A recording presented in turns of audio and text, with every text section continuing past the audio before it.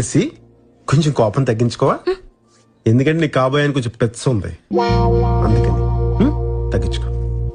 మరి ఎవరిని చేసుకోను? ఎవరిని చేసుకోను? ఒళ్ళో కూర్చోబెట్టుకుని కబుర్లు చెప్పేవాడిని చేసుకున్నా?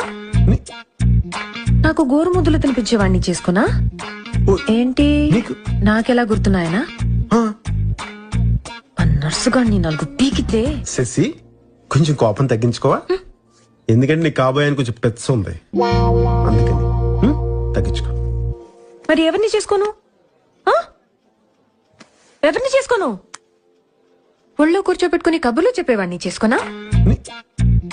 నాకు గోరుముద్దులు తినిపించేవాడిని చేసుకున్నా? ఏంటి నాకెలా గుర్తున్నాయనా? నర్సుగా నీ 4 పీకితే.